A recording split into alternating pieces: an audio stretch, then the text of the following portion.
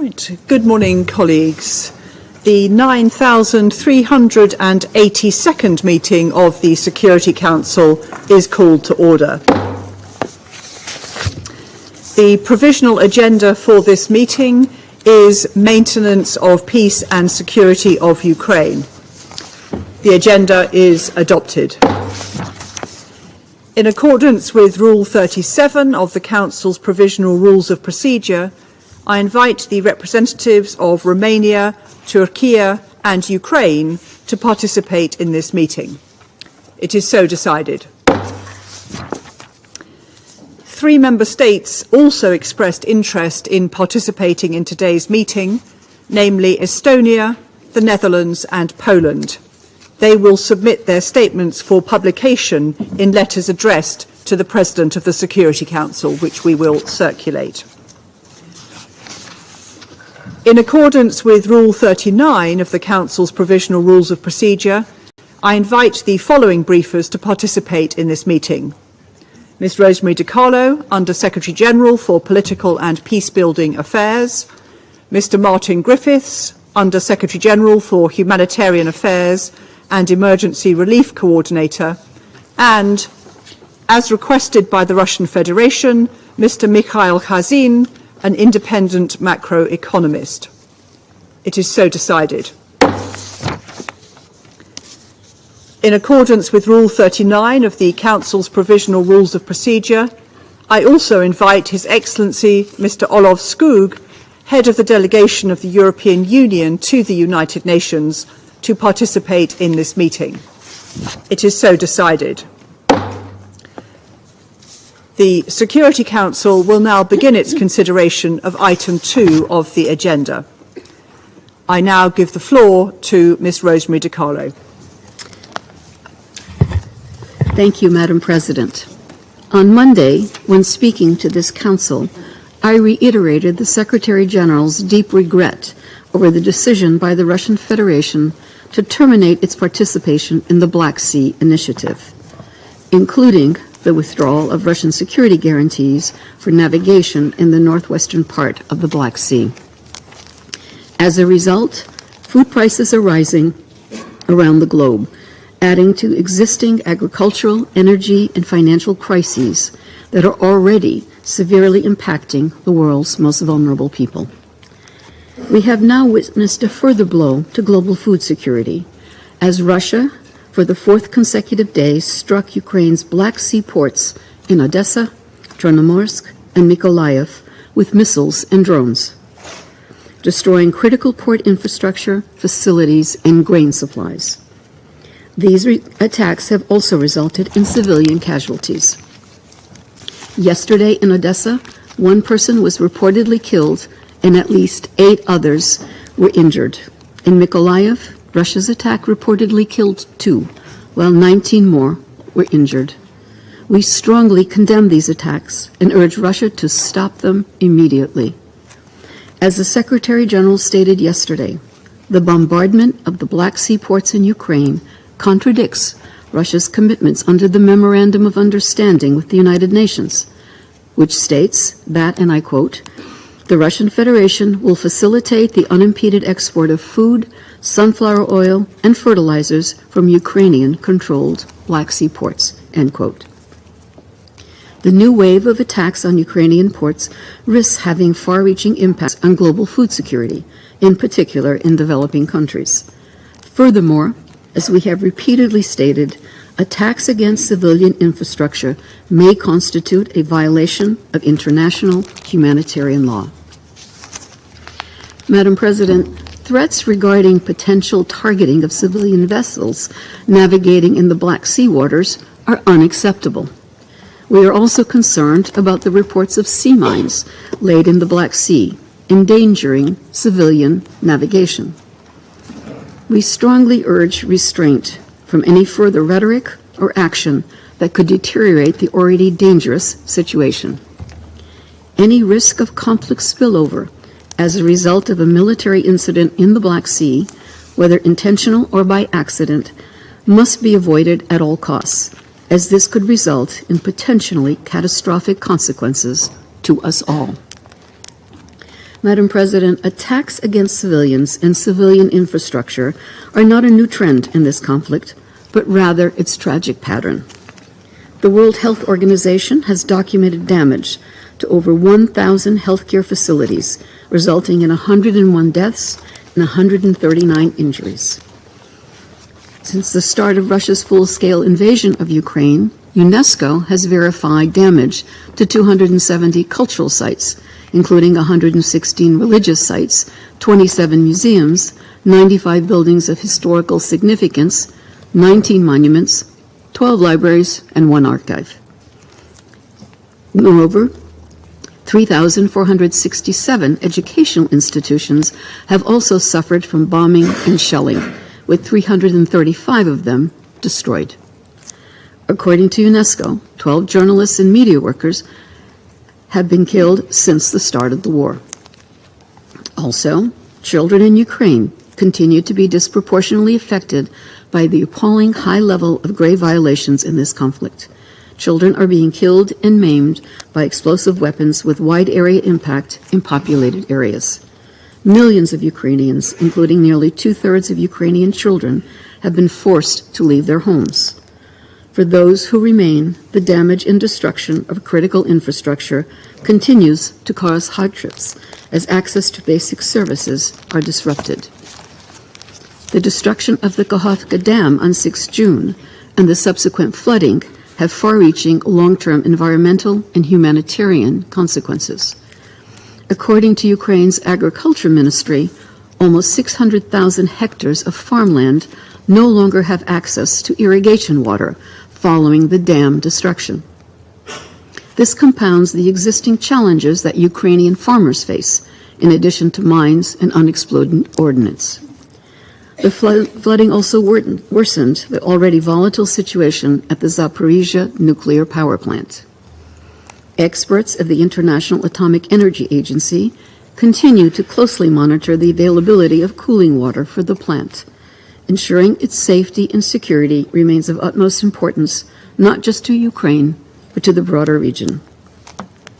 Madam President, landmines will continue to pose dangers to civilians for years to come, as almost 1/3 of the country is reportedly contaminated with unexploded ordnance, landmines, and cluster munitions. We are working with the government of Ukraine and other partners to tackle this threat of unexploded ordnance. So far, our mine action efforts have reached almost 3.5 million people. But these figures are not the whole story. The war has impacts that are harder to measure. A generation of Ukrainian children has been traumatized, and the impacts of the war on the mental health of children and adults will be long-lasting.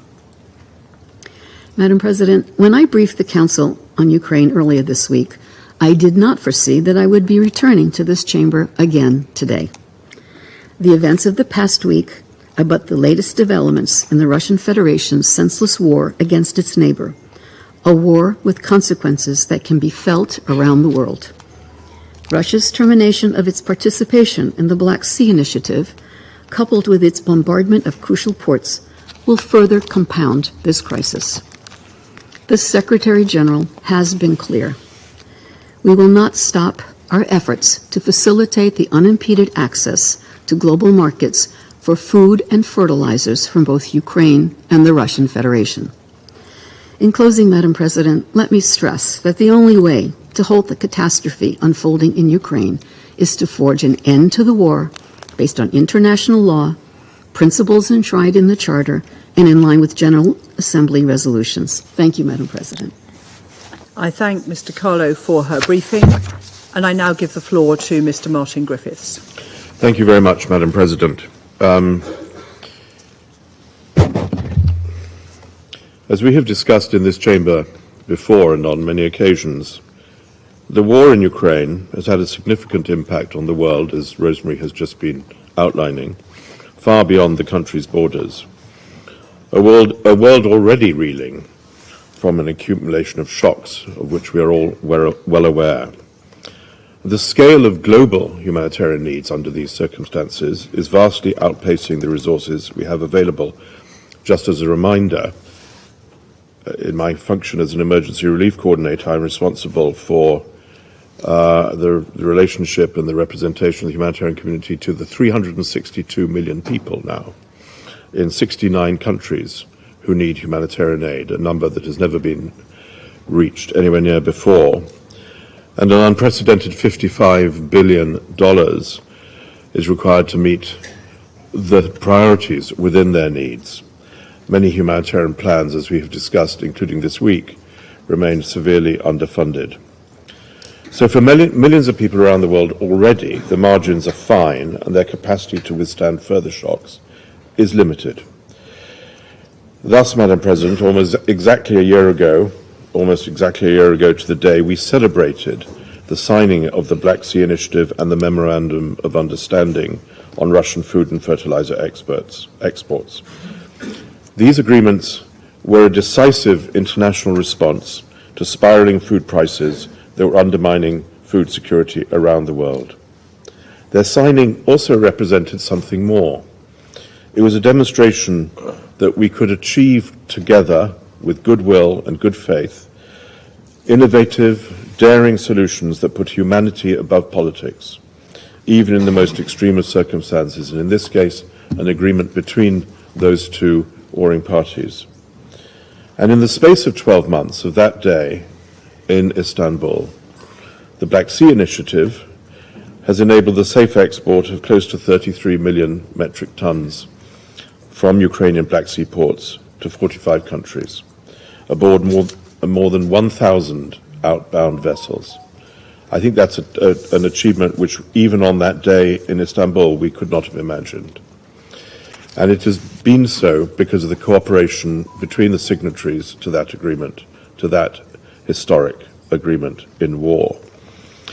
It's allowed the World Food Programme to transport more than 725,000 metric tons of wheat in support of food assistance operations in Afghanistan, Djibouti, Ethiopia, Kenya, Somalia, Sudan, and Yemen, the countries now impacted by recent decisions. And as the Secretary-General highlighted earlier this week, the Memorandum of Understanding has also delivered concrete results over the past year, supporting increased volumes of Russian agricultural products to reach global markets. And together, the Istanbul agreements from the 22nd of July contributed to sustained and essential reductions in global food prices, which by last month, before this, were more than 23% below the record highs reached in March of last year. And therefore, of course, Madam President, Monday's confirmation that the Russian Federation was withdrawing from the Black Sea Initiative was immensely disappointing to all of us, and all of us way beyond this chamber. And the developments in the 4 days since, as Rosemary has said, have been alarming. Russian strikes against port facilities, also referred to by Rosemary, in Odessa and other Ukrainian ports, are reported to have injured civilians, damaged infrastructure essential to the export of food, and which were, before Monday, protected installations in those ports because they were aligned to the export of food and relevant products. Ukrainian farmers, as we can imagine, look on at this nightly assault with great anxiety as they harvest now the crops nurtured in the shadow of war and protected and with a future because of the Black Sea Initiative, in spite of risks from landmines, Rosemary has spoken to that, unexploded ordnance, the damage to the dam and the flooding that was consequent upon it, damage to storage facilities, as in this week, and infrastructure, food that they are now harvesting that may no longer be able to reach the global markets that so desperately need them. Global grain prices, as I think we all know, have spiked this week, threatening to undo the hard-won progress achieved over the past year, and this potentially threatens hunger and worse for millions of people. Wheat and corn futures, and I'm quoting from the World Food Programme, have risen by almost 9% and 8% respectively on Wednesday. Wednesday saw the largest single-day increase in wheat prices since the full-scale invasion commenced. And this is not surprising. This was predicted, and it happened. Much of the world relies on the affordability of these staples, which is under threat yet again. Higher prices, of course, will be most acutely felt by families in developing countries already at risk, who tend to spend a much higher share of their household income on food, and we have discussed that in the context of many places of humanitarian need. Escalatory rhetoric also threatens to further undermine the safe transportation of food through the Black Sea more broadly. And with no access to ports or world markets, farmers may have no choice but to stop farming. In addition to the global effects, this would have an immediate impact on domestic food prices and on the economic stability of Ukraine. This in turn would affect food security inside Ukraine and in the region. So the humanitarian catastrophe that continues to unfold in Ukraine, and that we have discussed before and will again, continues to reverberate around the world, and it must end. Civilians and civilian infrastructure, as so often stated, must be respected. As the Secretary General stated yesterday, the destruction of civilian infrastructure in Ukrainian ports, we both referred to this, may also constitute a violation of international humanitarian law. The bottom line is very simple. Food and fertilizer exports from Ukraine and Russian Federation remain still today, despite recent days, of crucial importance to global food security. The United Nations will therefore continue its engagement with all involved to ensure that Russian and Ukrainian food and fertilizer can continue to reach global markets. Unified international support, and I hope from this Council also, is essential if these efforts of advocacy and diplomacy are to be successful. And I want, of course, to reiterate our appreciation of the extraordinary efforts of the government of Turkey in support of and hosting and overseeing so much of the Black Sea Initiative. Madam President, a final, perhaps personal impression. We have all been so deep in the weeds in this project for so long, and therefore this week has been a week of sadness and disappointment. But for many of those 362 million people, it's not a matter of sadness or disappointment. It's a matter of threat to their future and the future of their children and their families. They're not sad, they're angry, they're worried, they're concerned. Some will go hungry, some will starve, many may die as a result of these decisions. And we implore this Council and the world beyond it to help to make every effort to restore the spirit, what the Secretary General at the time referred to as the beacon of hope, that those two agreements represented for all of us in a world of such difficulty and tragedy. Thank you very much. I thank Mr. Griffiths. In cost, this is linked to the fact that last year there was a significant given unfortunate circumstances. And let us know that the beginning of the deal coincided with a forecast for future harvests, which was favorable in terms of the costs, so there was nothing surprising here. If we are to consider the volumes of grain provided to Ukraine, then we should note that the majority is corn, and barley, which is not provided to poor countries. They are not being used under the food program for them. If we were to talk about wheat, 30 million tons, which was provided, is approximate equitable scale was provided to Ukraine through exports, through other channels, and let us take into account that this grain was commercial.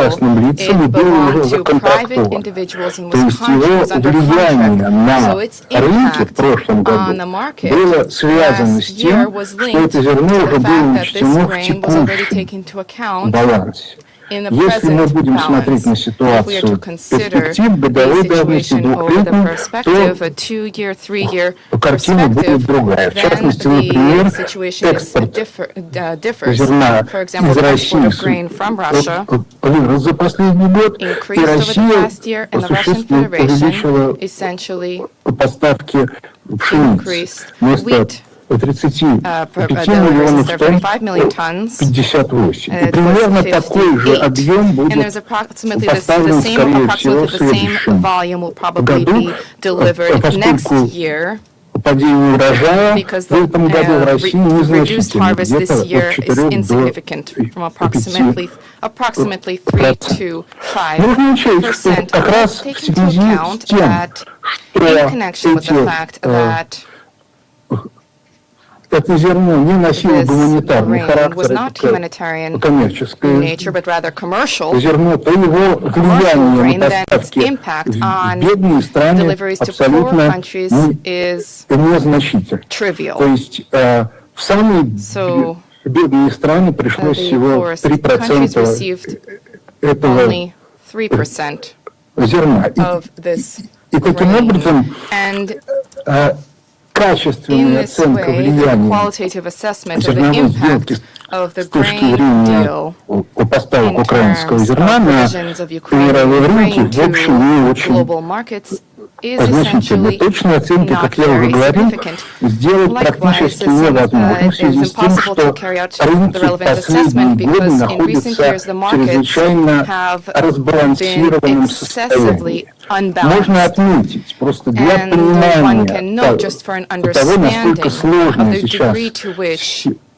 it is difficult, ситуация на рынках, the что situation in the markets is в difficult Соединенных presently. Штатах Let Америки us note that промышленная инфляция in the год United States of назад была America, the heightened больше inflation last year was more than 20%, 20%, а сегодня, 4 and года, она today составляет минус it is 9%, то есть пошли 9%. дефляционные So we've seen процессы. deflation process underway. Означает, что This means совершенно that невозможно it is дать absolutely сколько-нибудь impossible стабильный прогноз to establish a stable prognosis ситуации or и forecast of the реакции situation рынка на те and the или market's иные response to факторы. any Скорее всего, given это factors. This реакция more на likely represents a карантин reaction to the 19-20 года, 2019 to но 2020 еще в quarantine, ближайшие несколько but лет in эта the next реакция few years, будет в this очень reaction сильной форме. will А вот теперь be нужно сказать о significant. второй Now, части turning to the зерновой second сделки. part Дело в of том, the grain deal, что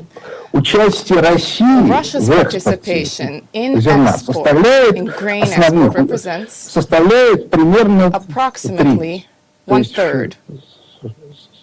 Около So 60 approximately миллионов 60 тонн, а million рынок tons, and the market is 160-180. 160, И по этой причине 180. So for уход this российского reason, зерна the с этого withdrawal of рынка, Russian вот это grain from действительно this market вызовет коллапс. will result in состоит collapse. в том, The misfortune lies in the fact то влияние, that которое the оказывает impact санкционная that политика на sanctions policy is логистическую having on the ситуацию, на logistics of the финансовую situation, on ситуацию the приводит financial к тому, situation, что means производство зерна в that России grain production in становится Russia для is экспорта becoming, for становится export, нерентабельным. is В becoming этом not году profitable. такой проблемы This пока нет. year, Но this вот в problem has следующем not году может yet arisen, оказаться, but что поставки next year it may российского turn зерна out that на Russian рынке grain из-за deliveries to the такой market as a политики result of this резко policy упадут. И will вот это significantly будет plunge, реально and катастрофа this на will be a рынках. real Тут цены disaster in the вырастут markets. The очень costs сильно. will Дополнительным фактором здесь rise являются very поставки significantly. российских This is удобрений. compounded by the factor of Россия Russian занимает больше fertilizers delivery. Russia 15% represents more than мирового рынка 15% of the удобрений global fertilizers market, и значительную часть рынка a significant share тех веществ, of из the которых эти market of удобрения those products делается? that Аммиак в первую these fertilizers очередь. create. For example, ammonia, first and Удобрение foremost. – это будущий Fertilizer урожай. is future Если в этом harvest. году If this year сократится there's a reduction количество удобрений, in the которые будут quantity of внесены на поля, то fertilizers через that год are introduced, резко then in сократится 1 year there will урожай, be a причем по significant drop всему in harvests То есть, throughout иными the словами, world. So in принимаемые other сегодня words, the решения по decisions де-факто being made ограничению today to de России, facto я restrict the Russian Federation, сказал and I де-факто, said вот de почему. facto, and here's Формально why. и ООН, и Formally, Соединенные both Штаты the Америки United Nations and the неоднократно United States of говорили, America что repeatedly stated продовольствие не that относится к сфере food does not ограничений. fall under the Но restrictions давление category. на However, экономические pressure субъекты on economic настолько велико, subjects is что многие из so них great that отказываются many of them взаимодействовать с Россией refuse to cooperate по with the поставке Russian продовольствия Federation и on the provision удобрений. of food and И вот fertilizers. это неминуемо And вызовет this очень inevitably will серьезные result проблемы и in очень dire сильную problems нехватку and зерна на significant мировых shortages of grain on рынках в global интервале markets 1-2 in the года.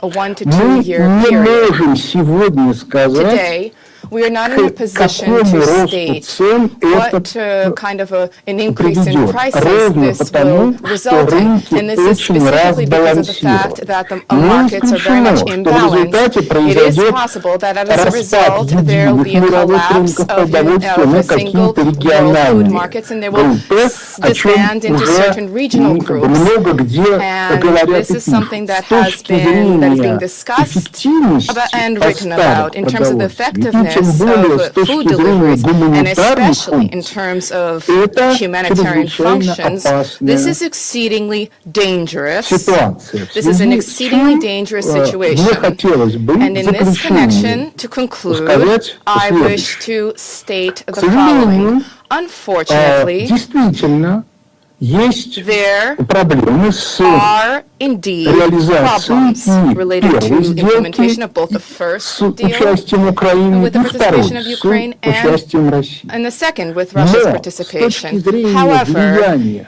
in и на terms of the общий мировой impact рынок, both on и на general global гуманитарную markets составляющую, and on the ограничения humanitarian для России component, представляются куда более limitations for опасными, Russia чем, are far more собственно, dangerous than экспорт Украины. Тем более, export Ukrainian exports.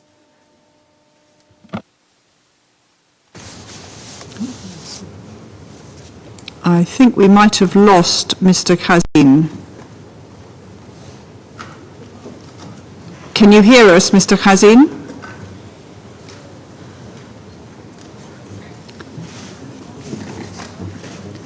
While we sort out that problem, I suggest we move on to those council members who wish to make statements. Oh, Mr. Khazeen is back. I'm sorry, we lost you momentarily. Please carry on. Да.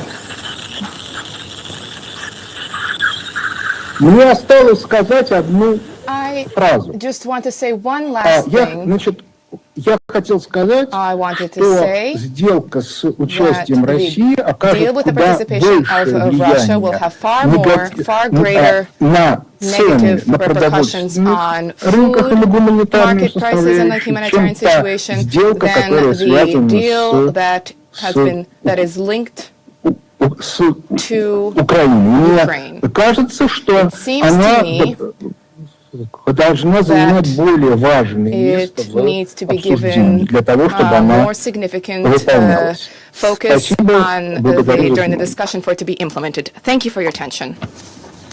I take note of Mr. Khazeen's briefing. I now give the floor to those members of the Council who wish to make statements.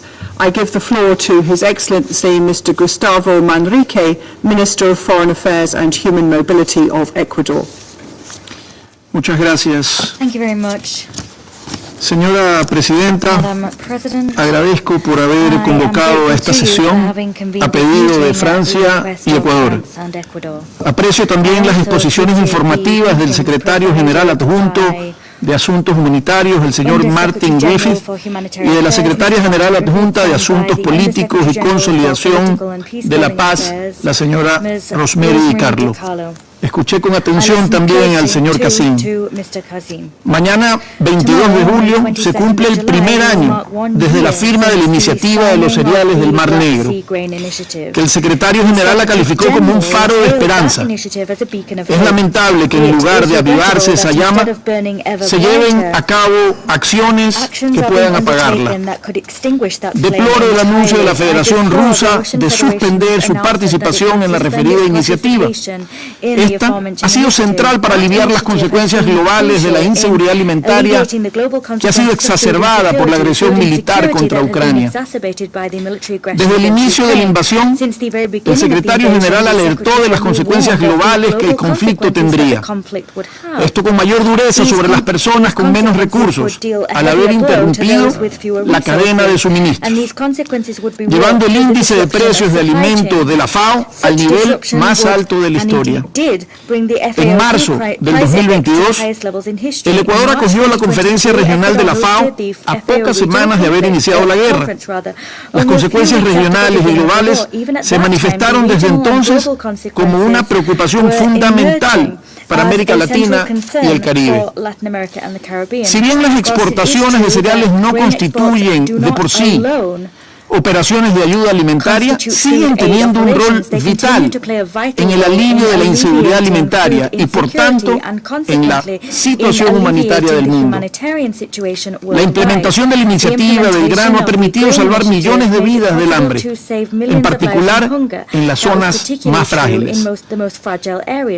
Así lo ha confirmado en reiteradas ocasiones la FAO o incluso la Conferencia de las Naciones Unidas sobre el Comercio y el Desarrollo, UNCTAD.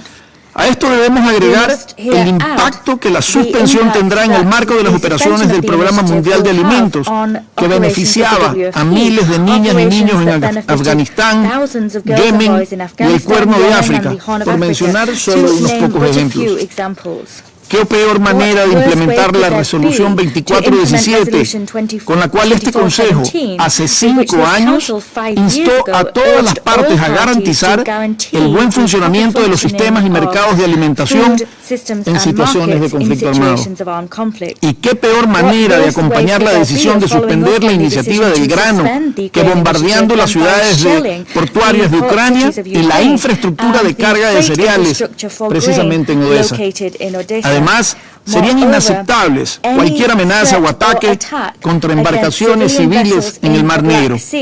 El Ecuador insiste en la necesidad de respetar los sistemas de alimentos y de abastecimiento de agua y recuerda la prohibición existente de atacar, destruir, sustraer o inutilizar los bienes indispensables para la supervivencia de la población civil, incluyendo bienes agrícolas y de cosecha. Por otro lado, nos aflige el impacto cada vez mayor que esta invasión tiene sobre la agricultura y los medios de subsistencia rurales en Ucrania. Esto con decenas de miles de millones de pérdidas para los hogares, destrucción de maquinaria y equipo, instalaciones de almacenamiento, cultivos, insumos y las 600.000 hectáreas de tierra agrícola que nos comentaron.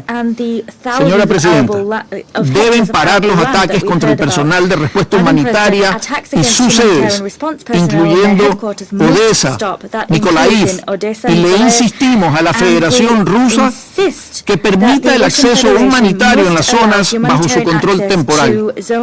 Insistimos en la necesidad de que las partes respeten estrictamente sus obligaciones que derivan del derecho internacional humanitario, incluyendo los principios de distinción, proporcionalidad y de precaución. Nos preocupa la contaminación por minas y remanentes explosivos. Llamamos a las partes a abstenerse de emplear municiones de racimos por el daño colateral que éstas conllevan en el inmediato, así como en el mediano y largo plazo. El Ecuador, como Estado parte de la Convención sobre municiones en racimo, insiste en la prohibición de ese armamento. Finalmente, hacemos un llamado firme para que este Consejo reitere su respaldo a las labores del Secretario General, como ya lo hizo en mayo del 2022. Esa labor seguirá siendo indispensable tanto en el plano humanitario como en los esfuerzos para acercarnos hacia una paz justa y duradera. Esto lo debemos hacer sobre los principios de la Carta de las Naciones Unidas. Muchas gracias. I thank His Excellency Mr. Manrique for his statement. I now give the floor to the representative of France. Madame la Présidente, je remercie Madame Di Carlo et Monsieur Griffiths pour leur présentation. La France a demandé avec l'Équateur la tenue de cette réunion. La Russie a franchi cette semaine un nouveau seuil dans le cynisme et l'irresponsabilité. Nous l'avons tous entendu prétendre ces derniers mois qu'elle était très préoccupée par la situation des pays les plus pauvres. Après avoir mis en péril la sécurité alimentaire et la nutrition mondiale en agressant l'Ukraine, elle a mis fin il y a quelques jours à l'initiative céréalière de la mer Noire. Le secrétaire général a souligné le grave impact que cela aurait sur les pays les plus vulnérables.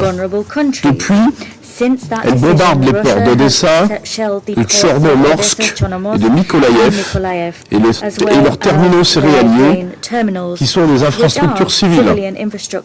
Le secrétaire général l'a rappelé hier, la destruction d'infrastructures civiles est une violation du droit international humanitaire. Alors que des millions de personnes souffrent de la faim, la Russie aurait déjà détruit plus de 60 000 tonnes de céréales. Elle a aussi annoncé, via son ministère de la Défense, que tous les navires se dirigeant vers les ports ukrainiens de la mer Noire seront considérés à compter du 20 juillet à minuit comme transportant potentiellement des biens ou équipements de nature militaire. Avec ces actions, la Russie commet encore d'autres crimes de guerre, utilise de nouveau la faim comme une arme, elle commet une erreur stratégique. Madame la Présidente, la France condamne dans les termes les plus fermes la décision de la Russie de mettre fin à l'initiative céréalière de la mer Noire. Elle assume ainsi de porter la responsabilité de l'insécurité alimentaire et de la malnutrition mondiale. Cette initiative avait permis en un an l'exportation de près de 33 millions de tonnes de céréales, dont plus de la moitié vers les pays à faible et moyen revenu, et une baisse des prix des produits agricoles de 23%. Le programme alimentaire mondial avait pu exporter depuis les ports ukrainiens 725 000 tonnes de céréales vers les pays les plus touchés par la faim, notamment l'Afghanistan, le Yémen et la Corne de l'Afrique. La fermeture de la mer Noire va entraîner une augmentation du coût des opérations humanitaires dans un contexte où les ressources manquent déjà cruellement. Elle risque aussi et surtout d'entraîner des effets d'inflation qui affecteraient au premier chef les secteurs agricoles et alimentaires, les producteurs et les ménages pauvres dans les pays les plus vulnérables. Pourquoi la Russie a-t-elle fait ce choix? En bloquant les exportations depuis les ports ukrainiens et en faisant monter les prix agricoles et alimentaires, la Russie augmente le bénéfice de ses propres exportations. Elle accroît ses revenus pour financer sa guerre d'agression contre l'Ukraine. Voilà la réalité. La Russie cherche à se poser en victime et prétend avoir été flouée avec les accords d'Istanbul. Pourtant, le secrétaire général l'a indiqué dans sa déclaration du 17 juillet, les exportations de céréales russes ont atteint des niveaux particulièrement élevés depuis l'été dernier et le niveau de ces exportations d'engrais est presque revenu à ce qu'il était avant l'invasion du 24 février 2022. Madame la Présidente, la France salue les efforts du secrétaire général et de la Turquie qui ont essayé jusqu'au bout et continuent d'essayer de sauver l'initiative. Les Nations Unies ont travaillé sans relâche pour proposer des solutions. Or, la Russie n'a même pas daigné répondre à leur proposition. La France continuera pour sa part, avec ses partenaires, à intensifier son action pour réduire les risques d'insécurité alimentaire. Elle a porté son aide en matière de sécurité alimentaire, de nutrition et de développement agricole durable à 840 millions d'euros en 2022. Dès hier, le Conseil de l'Union européenne a décidé de renforcer les capacités d'exportation des corridors de solidarité de l'Union européenne qui jouent un rôle essentiel et ont permis d'acheminer 41 millions de tonnes de céréales hors d'Ukraine depuis mars 2022. Madame la Présidente, cette décision de la Russie de mettre fin à l'initiative céréalière de la mer Noire vient amplifier les conséquences négatives de l'agression russe contre l'Ukraine. Redisons-le ici, rien de tout cela ne se passerait si la Russie n'avait pas en premier lieu envahi l'Ukraine. Nous l'appelons donc à nouveau à cesser son agression et à retirer ses troupes du territoire ukrainien. Je vous remercie. I thank the representative of France for their statement, and I now give the floor to the representative of Ghana. Madam President, I thank France and Ecuador for calling for this meeting and the briefers for their perspectives. As Ghana understands it, until there's a fundamental shift in the position of the Russian Federation, the Black Sea Grain Initiative, which was terminated on 17 July, has no further hope of implementation. As diplomats, however, we possess, through dialogue and diplomacy, the capacity to bring hope where hope has been lost, and new life when arrangements we have developed to serve our common interest are struggling to meet our expectations. Therefore, as deeply disappointed as we were with the non-renewal of the initiative, we encourage additional efforts by the United Nations and all countries that have had a role to play in the initiative to help address the concerns that have consistently been expressed with regards to the ancillary MOU, especially relating to the export of Russian ammonia to global markets and the export of agricultural products and fertilizers.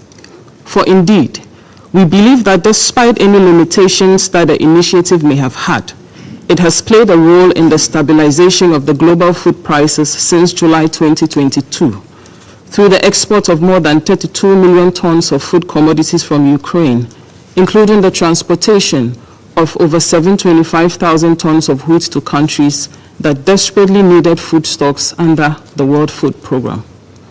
The initiative was also a test of how we could create resilience in food supply chains during times of major crisis. While we can learn from the present lessons, its termination would not serve the wider international interest and the cause of global food security. Madam President, we, however, hold that to sustainably address the knock-on effects that the termination of the initiative could create, we need to double our efforts in finding a path of peace that is acceptable to both parties in the conflict. As we've stated before, the further militarization of the conflict is not likely to significantly change the dynamics on the ground. It would prolong the suffering on both sides and the misery of the world. We therefore reiterate our call on Ukraine and the Russian Federation to cease hostilities and embrace dialogue and diplomacy if they have an interest for long-term peace. As neighbors, we believe they have no choice but to find a way they can peacefully adjust their differences. To consider the possibility of other options may not be a realistic choice. I thank you. I thank the representative of Ghana for their statement, and I now give the floor to the representative of Gabon.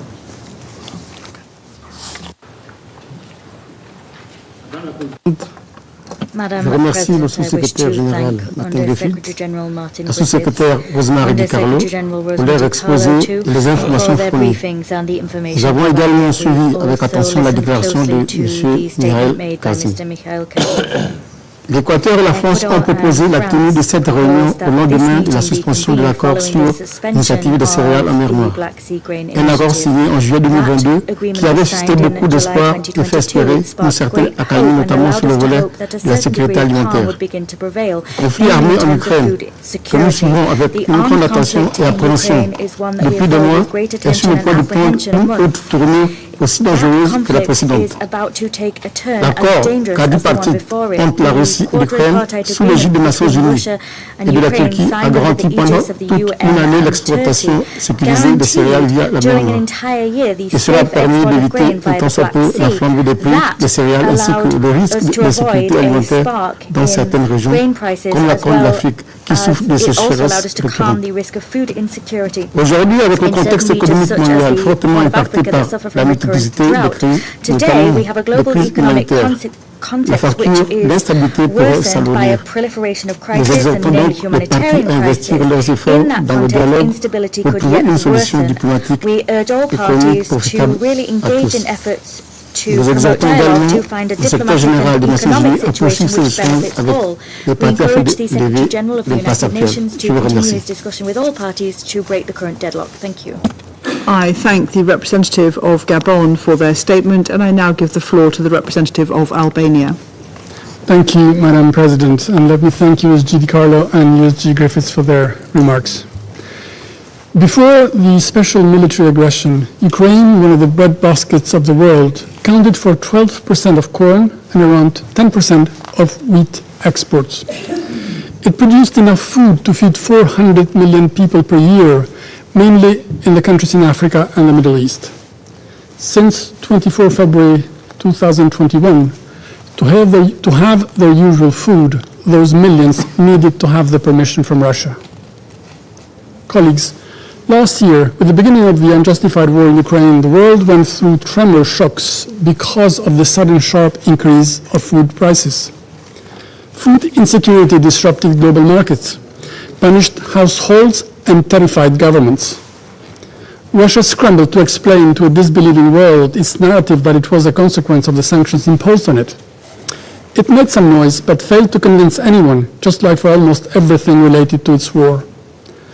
Then came the Black Sea Grain Initiative, one of the few positive moves and achievements on the diplomatic front, and thanks to sincere efforts by Turkey and the Secretary General.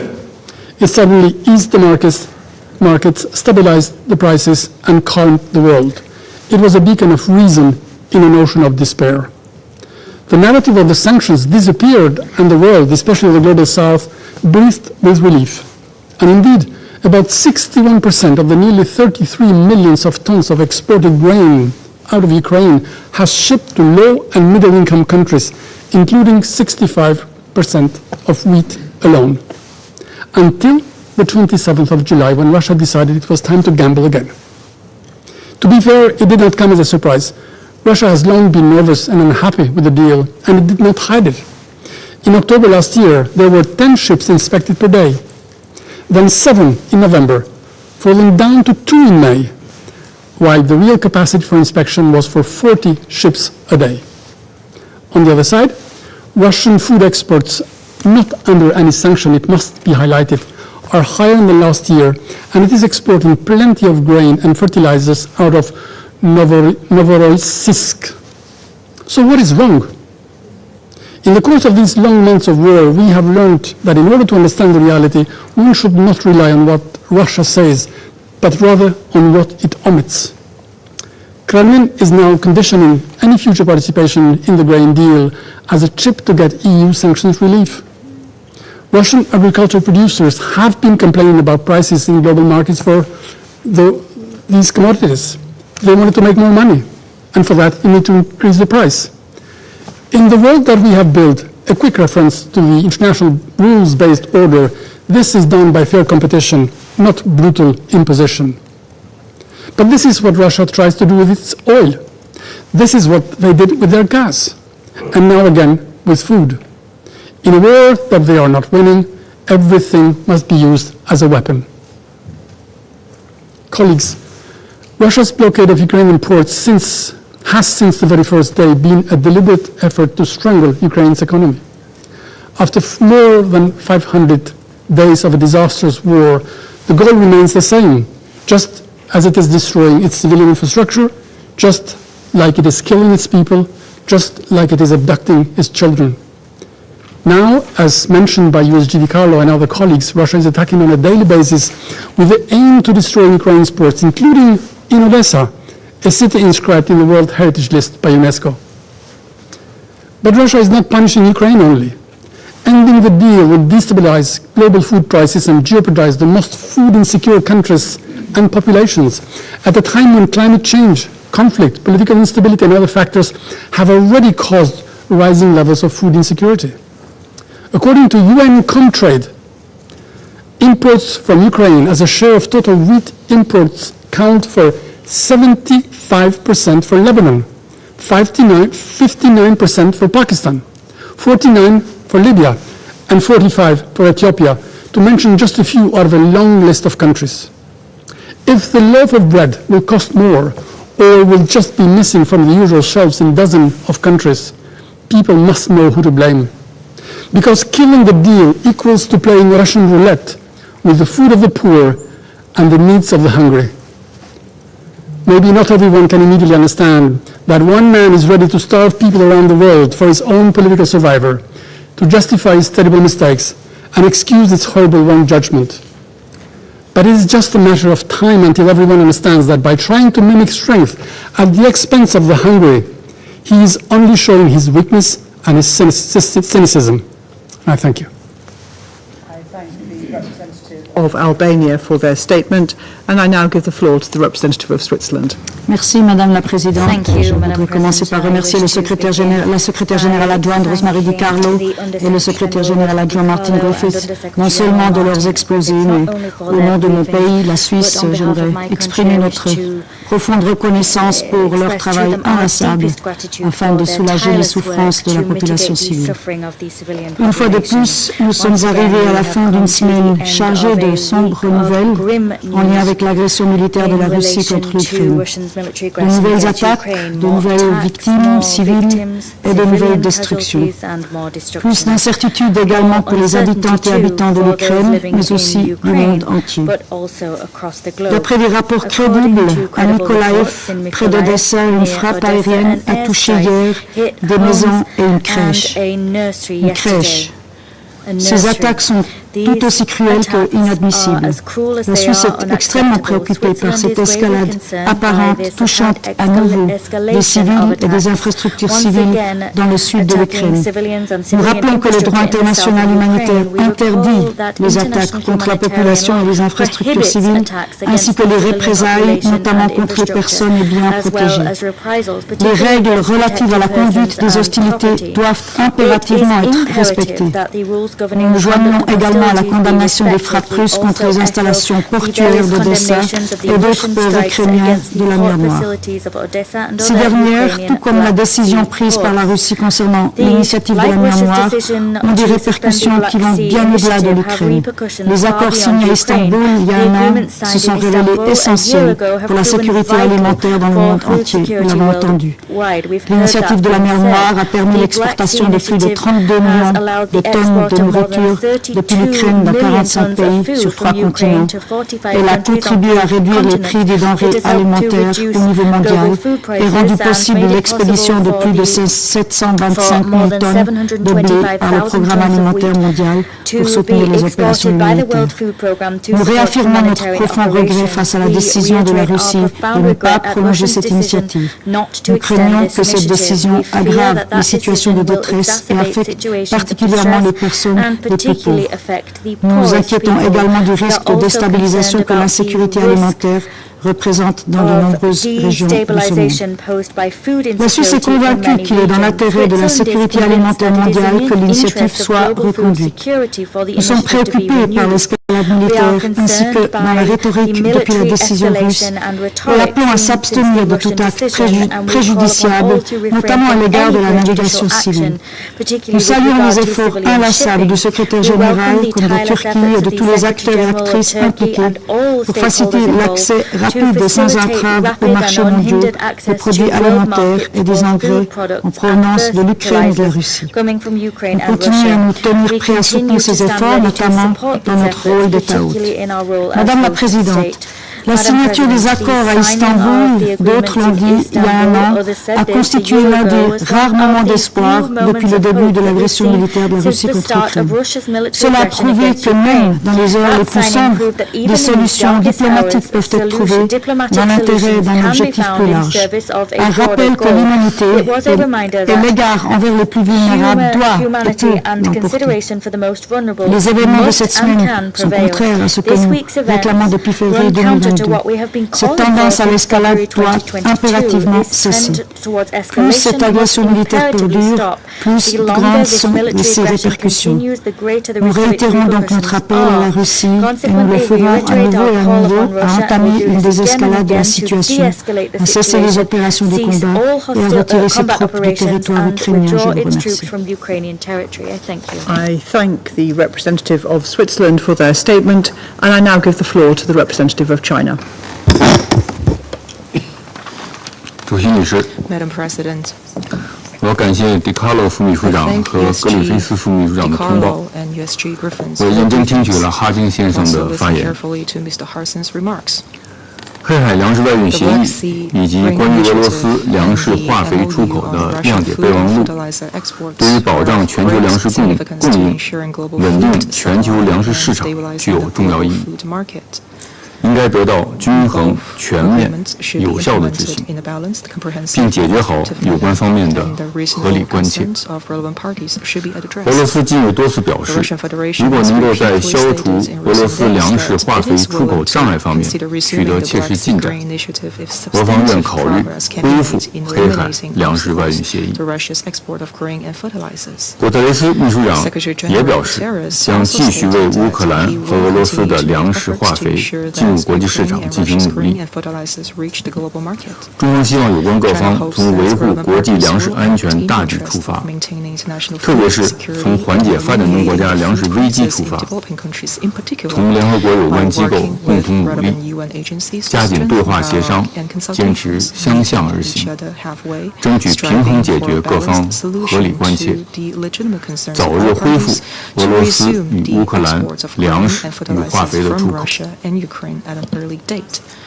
一段时间以来，乌克兰地面形势持续升级，扩大化趋势愈发明显，多处重要的民用基础设施遇袭。中方呼吁当事方保持冷静克制，严格遵循国际人道法，严格遵守必要、区分和对称的原则，避免袭击平民和民用基础设施，全力遏制冲突扩大化趋势，防止引发更大规模的人道危机。主席女士，解决乌克兰危机引发的有关问题的根本之道，在于实现乌克兰问题的政治解决。中方再次呼吁冲突当事方尽快重启和谈，呼吁国际社会为此创造良好条件。在乌克兰问题上，中方一贯主张各国主权领土完整都应得到维护，联合国宪章宗旨原则都应该得到遵守，各方合理安全关切都应该得到重视，一切有利于和平解决危机的努力都应该得到支持。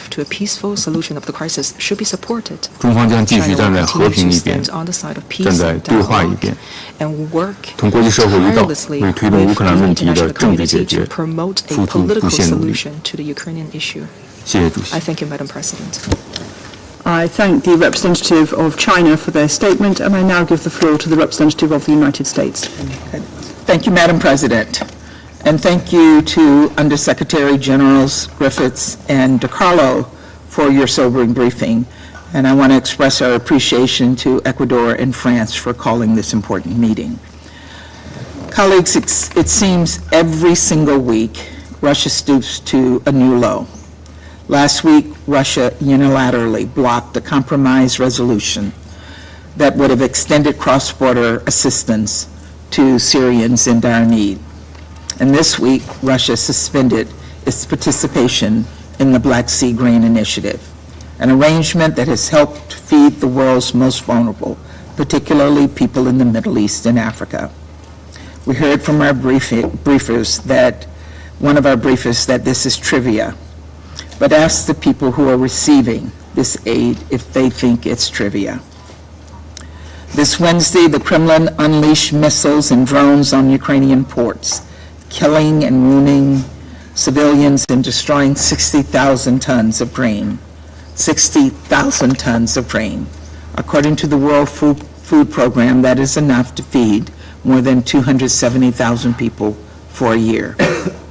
This week, Russia also announced that all ships proceeding to Ukrainian ports in Black Sea waters will be considered potential carriers of military cargo, which could have been avoided with the inspections that were provided under the initiative. And just last night, reports indicate that Russia carried out yet another round of attacks in the Odessa region. Russia is waging war on the world's food supply.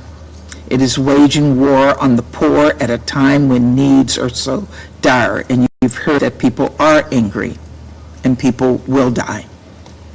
And the United States has information that the Russian military may expand its targeting of Ukrainian grain facilities to include attacks against civilian shipping in the Black Sea. Our information also indicates that Russia laid additional sea mines in the approaches to Ukrainian ports. We believe this is a coordinated effort to justify any attacks against civilian ships in the Black Sea and lay blame on Ukraine for these attacks. After more than 500 days of President Putin's full-scale invasion of Ukraine, it's easy to become numb to Russia's campaign of cruelty. But we cannot become numb. This is not normal. This is not the behavior of a responsible country, of a permanent member of this council. This council is charged with maintaining international peace and security. But Russia has upended peace and security around the world. Its actions fly in the face of everything this council stands for. From the earliest days of its unprovoked illegal war against Ukraine, Russia has weaponized food. Russian forces have turned Ukraine's rolling wheat fields into battlefields. They have spoiled fields with mines and bombs, and they've stolen and destroyed vital agricultural equipment and infrastructure. Moscow must cease its attacks on Ukraine's agricultural land and infrastructure. Even when Russia was party to the Black Sea Grain Initiative, it refused to fully implement the arrangement and so often obstructed ships full of food from leaving port. Despite this, the Black Sea Grain Initiative was making a real difference. It was helping feed the world. This is not trivia, as we have been made to believe. This arrangement has brought stability to global food markets and lowered food prices for all. It has bolstered the World Food Program's humanitarian work in places like Afghanistan, Somalia, and Yemen. And it has facilitated the export of 32 million metric tons of Ukrainian grain and foodstuff. That's the equivalent of 18 billion loaves of bread. And we know that more than 2/3 of food exports through this arrangement went to developing countries. The first ship that left the Black Sea under this arrangement brought grain to Lebanon. And since then, thanks to the Black Sea Grain Initiative, ships have brought food into ports across Africa and the Middle East, from Sudan to Ethiopia to Libya. But the very day Russia suspended its participation in the initiative, global grain prices rose sharply. Russian exporters are already benefiting, while millions who cannot afford higher priced grain suffer, especially people in the Middle East and Africa. Let's be clear. Russia has zero legitimate reason to suspend its participation in this arrangement. They would have you believe that sanctions have blocked their exports. That couldn't be further from the truth. They were exporting more grains than ever before and at higher prices. Russia is simply using the Black Sea as blackmail. It's playing political games. It's holding humanity hostage. Colleagues, the United Nations and Turkey have said publicly they want this arrangement to continue. Ukraine has said publicly it wants this arrangement to continue. The world clearly wants this arrangement to continue. Now the eyes of the world are on you, Russia.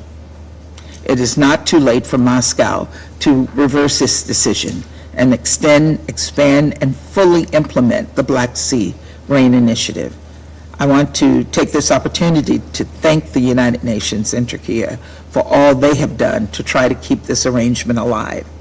This Council and all member states must come together and urge Russia to resume negotiations in good faith and end this atrocious war in Ukraine. For the good of the world, for the good of the world's most hungry, for the good of humanity. Thank you, Madam President. I thank the United States for their statement, and I now give the floor to Mozambique. Madam President, I wish to express Mozambique's gratitude to the Presidency for convening this important meeting. I also wish to thank the briefers.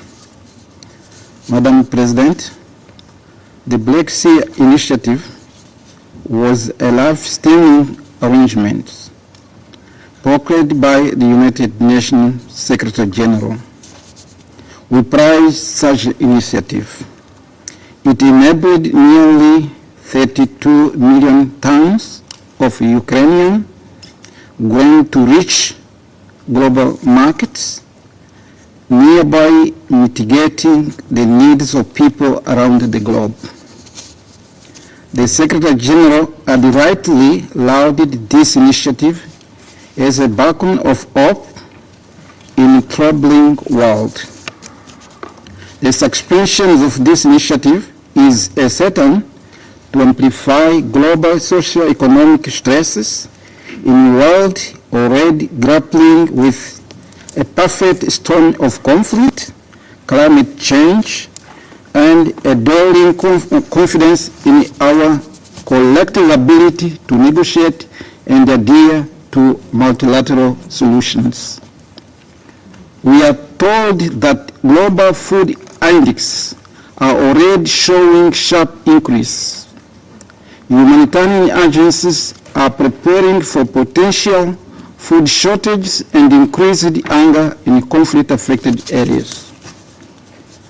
Madam President, we acknowledge the concerns regarding the implementations of twin memorandum that facilitates the export of grain and agricultural products. According to UN data, around 3% of export under Black Sea deal has gone to low-income countries, while high-income countries get around 44% and the rest to the mid-income states. Mozambique, therefore, urges all parties and guarantors of the Black Sea Grain Initiative to follow the example set by Secretary General, who reaffirmed his unwavering commitment to facilitating the transport of the food products and fertilizers from both Ukraine and Russia to international markets. We urge all parties to see aside their differences, bearing in mind the hardship that is likely to be caused by suspensions of this arrangement. Once again, we are in the presence of one more lesson that bears testimony to the fact that humanitarian problems require a political solution. In this regard, Mozambique reiterates its call for an immediate cessation of hostilities and the resumption of direct negotiations between the parties in full compliance with the purposes and principles of UN Charter. I thank you, Madam President. I thank the representative of Mozambique for their statement, and I now give the floor to the representative of the United Arab Emirates. Madam President, I'd like to thank Undersecretary General Carlo and Undersecretary General Griffiths for their informative briefings and we listened carefully to Mr. Mikhail Khazeen. I also welcome the participation of Ukraine in this meeting. Earlier this week, the Council convened shortly after the news that the Black Sea Grain Initiative would not be extended. In the short time since, wheat futures have continued to rise, portending further difficulties for developing countries in securing necessary staples. If nothing is done, this will lead to heightened hunger and food insecurity.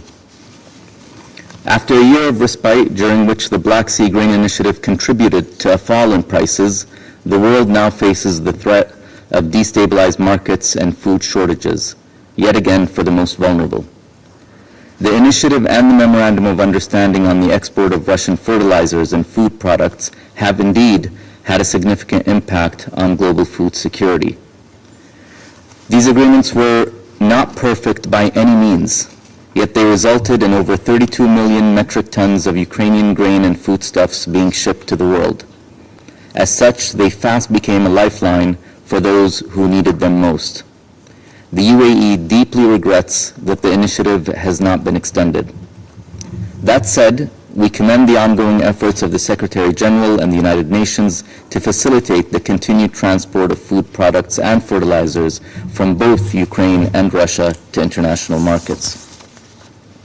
The Black Sea Grain Initiative was born out of extensive diplomatic efforts and dialogue, one of very few positive developments amidst the shadow of war in Ukraine throughout the past 18 months. Now is not the time to walk away. On the contrary, it is time to build on any positive steps to secure a new way forward. Madam President, this conflict is not the sole reason for the food insecurity crisis we face. The World Food Programme's increasingly dire warnings about rising food prices precede the war. But the events of the last year and a half have significantly exacerbated this trend. Most member states continue to call for an end to this war, a war that has visited immense suffering upon Ukrainians, compounded hardships for hundreds of millions of people around the world, and strained the multilateral system. While it is vital that Ukrainian and Russian food and fertilizer return to global markets, we must not let this issue obscure the wider context. Ultimately, only peace, just and sustainable, will help rectify the turmoil we are seeing both within and beyond Ukraine. This is what the overwhelming majority of UN member states have called for, a peace that is in line with the UN Charter and respects Ukraine's sovereignty, independence, and territorial integrity. Thank you, Madam President. I thank the representative of the United Arab Emirates for their statement, and I now give the floor to the representative of Malta. Thank you, President. And I also thank USG Carlo and USG Griffiths for their briefings. Malta strongly condemns Russia's unilateral decision to terminate the Black Sea Grains Initiative.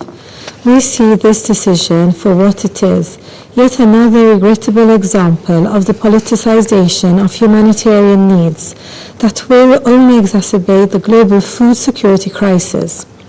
It is evident to all that the onus of this development lies squarely on the Russian Federation. The weaponization of food is completely unacceptable